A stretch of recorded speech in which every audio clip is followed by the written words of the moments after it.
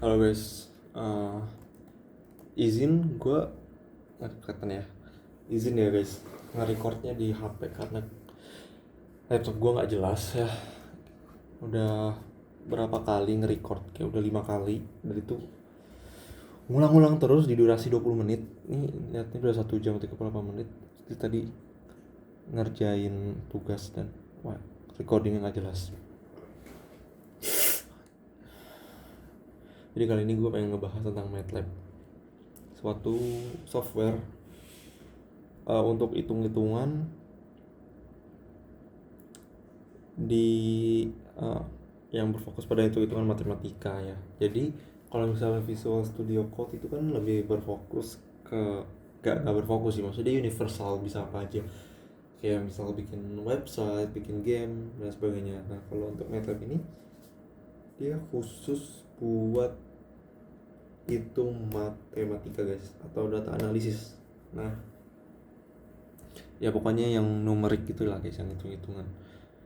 Jadi di sini tuh uh, ada soal fisika ya di sini. Kalian bisa lihat di sini nih ada soal fisika.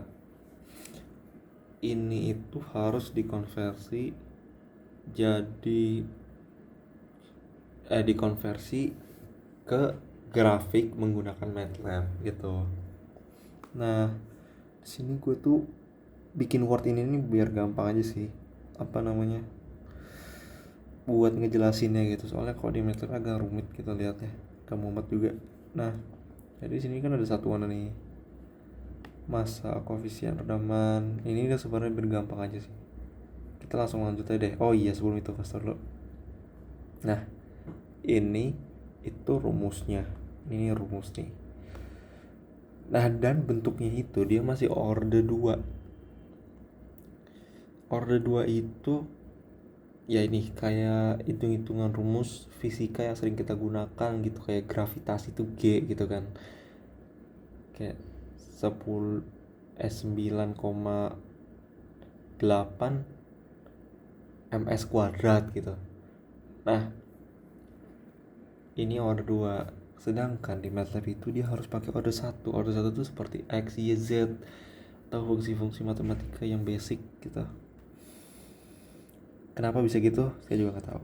Tapi yang intinya MATLAB cuma bisa pakai order 1 gitu. Nah, berarti kan artinya kita harus ngubah dari order 2 ini menjadi order 1 gitu kan. Makanya di sini kita nulis rumusnya ya. Dan di sini ada satuannya ya. Maksudnya Y itu apa, ini apa, ini apa. Order 45 harus tahu percepatan setiap detik supaya menghitung posisi kecepatan berikutnya. Oke. Di sini kalian pasti bingung, order 45 itu apa? Oke, order 45 itu nanti bakal aku jelasin nanti. Nah, intinya si order 45 ini tuh membutuhkan percepatan. Berarti kan kita bikin rumus percepatan. Nah, rumus percepatannya jadi kayak gini kan, agar bisa nyari kecepatannya gitu. Nah, ini bentuknya ini masih order 2, harus diubah jadi order 1. Gimana cara ubah jadi order 1? Tinggal diubah aja guys, kayak gini jadinya. Kayak X1, X2, X pangkat 2 gitu.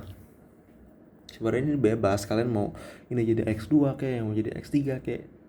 Yang penting ntar pas kalian codingnya tetap pakai angka yang sama, pakai pakai apa nih, fungsi yang sama gitu, jangan diubah-ubah. Nah, karena udah diturunin ya kan, ini kan dari sini jadi kayak gini ya kan, karena sudah dikonversi jadi ordernya. Kita langsung masuk ke kasusnya. Di sini tuh ada 2 kasus. Nah, di sini tuh kita udah masuk ke codingannya. Waktu simulasi 15 detik. Ya, ini dari soalnya. Berarti kita tulisnya 0 sampai 15 gitu. 0 spasi 15. Terus ada kondisi awal. Ini juga berfungsi agar si OD45 ini bisa ngitung kecepatan selanjutnya. Nah, kita masuk langsung ke kasusnya kasus 1. Nah, di sini pasti kalian bingungnya di sini kan. Nah, jadi si OD45 ini tuh semacam sistem guys. Bukan sistem sih, kayak otak gitu. Otak yang ngekodingin, otak yang menghitung fungsi yang kita bikin. Jadi si otak ini ngerjain sistem Wandorf. Sistem Wandorf itu fungsinya atau rumusnya. Otak ini ngerjain rumus dan kisi-kisinya dikasih tahu di sini. Ya, T itu apa, X itu apa, ML itu CL itu apa gitu. Sedangkan di sini udah dikasih tahu gitu ya. Nah, untuk OD45 sendiri ini salah satu jenis dari banyak jenis suatu otaknya itu. Jadi masing-masing otak itu punya kelebihan dan kekurangannya masing-masing. Gue lebih prefer gunain OD45 karena dia lebih stabil saat digunakan. Nah, untuk sistem Wandorf ini itu harus dibikin dulu guys otaknya atau rumusnya. Gue bikin rumusnya itu di sini tuh, fungsi rumusnya. Nah, rumusnya ini dari basic ini ya, yang ini. Dari yang kita tadi konversi order 2 jadi order 1 itu tuh di sistem Wandorf. Ini fungsi 2 juga sama kayak kasus 2 sama aja kayak kasus 1. Nah, kalau udah kayak gitu tinggal dibikin plot hasilnya. Ini tuh buat tabelnya nanti atau bikin grafiknya. Dan hasil akhirnya tuh bakal kayak gini guys. Nih kayak gini nih. Tuh. Jadi ada tabel. Ini jawaban akhir. Seperti itu. Jadi MATLAB ini tuh intinya itu berfungsi untuk menghitung atau mencari grafik pada suatu permasalahan matematika ya. Sepertinya itu aja guys. Terima kasih banyak. See you again in next channel. Bye.